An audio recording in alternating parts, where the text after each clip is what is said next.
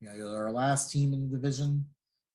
They're pretty much starting over this year. The Atlanta Falcons. They do still have Matt Ryan, but obviously Julio Jones is gone. They have a new head coach. What expectations do you have for them this year? Not many, or not much. But they did get what's his name from Florida? The tight end Kyle Pitts. Yeah, Kyle Pitts. They got him. And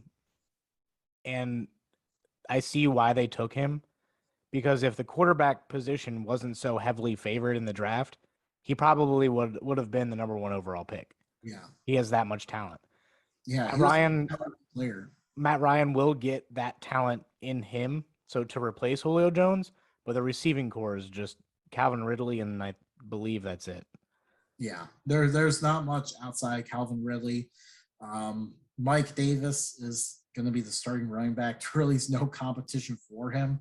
He filled in decently for Christian McCaffrey and the Panthers last year, but he's all right, but there's nothing special about him either. Yeah. And defense is just still a mess. Yeah. Ever since both their safeties got hurt, like right at like the year after the Super Bowl, and then their defense has just been terrible ever since. Yeah, they have not been able to fix it. Mm-hmm.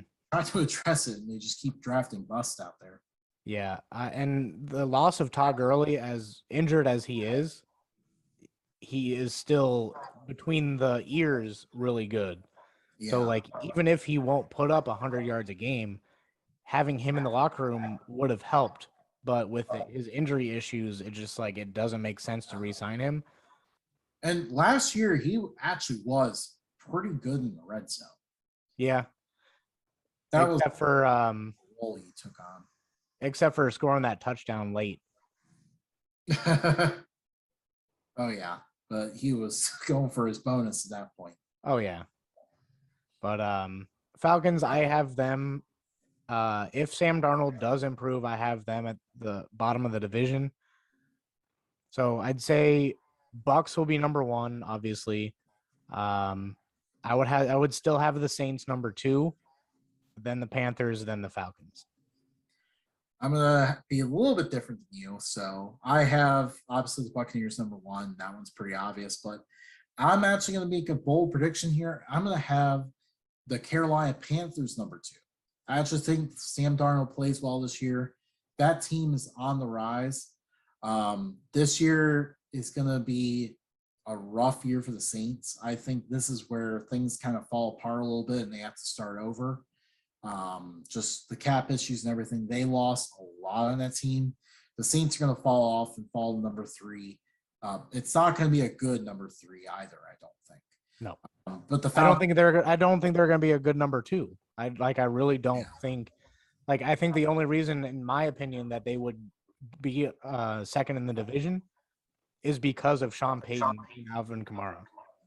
Right. And I guess Michael Thomas, if he gets his stuff straightened out. But I really do think that, like, it'll come down to coaching.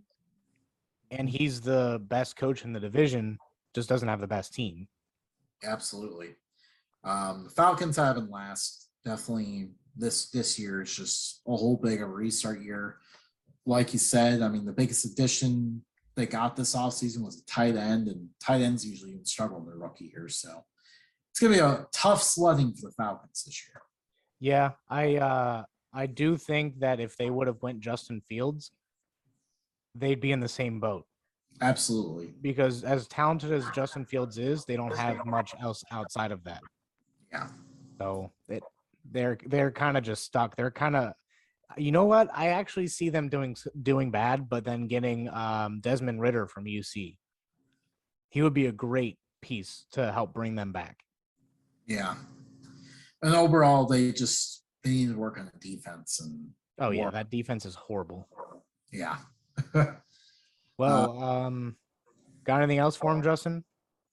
Nope. I no one in this division is going to stop the Buccaneers, but the question will remain: can someone else stop them? No. Maybe the Rams.